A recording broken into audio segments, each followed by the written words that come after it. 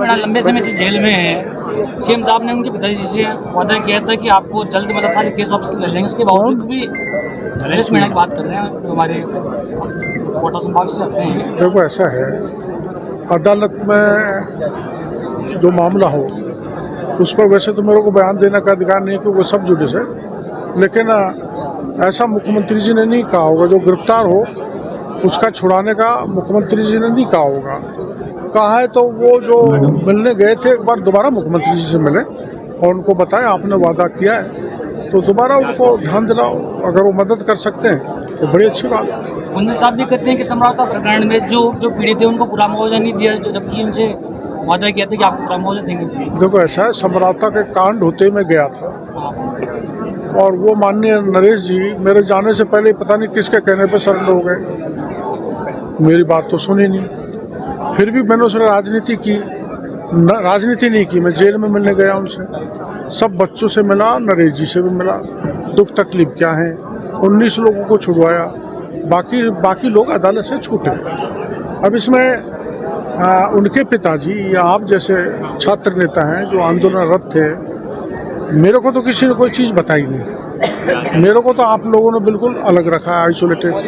आप सब नेताओं के पास मुझे किसी दल का हो, किसी जाति का हो, फिर भी मैंने वकालत की है। समरौता कांड में मैंने हिंसा को रोका है, जेल में मिला हूँ और आप जैसे कहोगे वैसे मैं तैयार हूँ मंत्री से मिलना, मुख्यमंत्री से मिलना। लेकिन जब आप मेरे को जात बाहर कर दें तो मैं क्या करूँ, इसका कोई जवाब मेरे पास है। डोटासरा की एक कोटा दौरा था, उन्होंने एक बयान दिया कि ना मुख्यमंत्री जी की चल रही है ना किसी मंत्री की चल रही है, राजस्थान में सिर्फ डोटासरा और टीकाराम जी की चलती है। आज भी कोई काम होता है तुरंत हो जाता है। अब वो देखो लोकतंत्र है, लोकतंत्र में प्रतिपक्ष के लोगों का भी महत्व होता है। कोई एमएलए कांग्रेस से बन गया इसका मतलब ये थोड़ा है कि उसकी सुनवाई नहीं होगी। हमारी सरकार सबकी सुनती है, उस दृष्टि से उन्होंने बढ़ चढ़ के बयान दे दिया होगा। लेकिन ऐसा नहीं है कि न मुख्यमंत्री की चलती न मंत्री की चलती। मंत्री की नहीं चलती होती तो 2 दर्जन अफसर यहाँ पर बैठे हुए हैं, सब सुनवाई कर रहे हैं, हर तरह का जो भी कुछ सवाल उठा रहा है उसका जवाब दे रहे हैं। इसलिए वो गलत कह रहे हैं, ऐसा उनको नहीं बोलना चाहिए। मंत्री के निजी सचिव को पाकिस्तान जासूस के रूप में वो जांच का विषय है, बहुत से लोगों को पकड़ा गया है और दोषी है तो उसके खिलाफ सरकार कार्रवाई करेगी।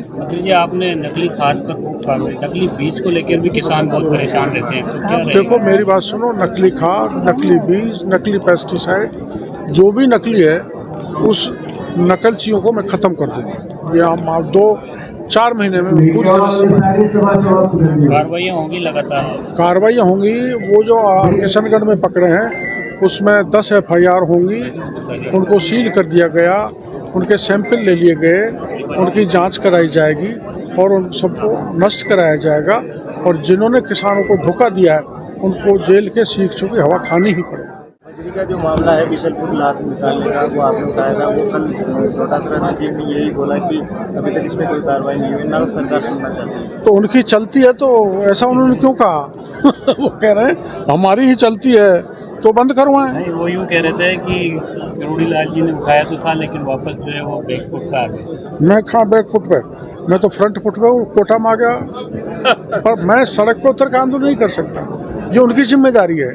उन्होंने जो गलतियां 5 साल तक की, मैंने एक मुद्दा नहीं छोड़ा और सरकार को मजबूर किया, जिसका परिणाम है का 56 सब इंस्पेक्टर थाने में, 2 RPSC के मेंबर उसमें जेल के शीशों में हवा खा रहे। मैंने तो किया, उन्होंने उनके राज में मेरी नहीं सुनी। और अब जो है जितने भी मामले पिछले राज में हुए थे मांगे नहीं। जल जीवन मिशन के घोटाले का मंत्री महेश जोशी जेल में चला गया। तो कार्रवाई कर रहे हैं, समय लगता है, कई कानूनी अड़चनें होती हैं, पर हम भ्रष्टाचार के मामले में 0 टॉलरेंस रखते हैं। हम कतई बर्दाश्त नहीं करेंगे, जिन्होंने भी गड़बड़ की है उनको भुगतना ही पड़ेगा।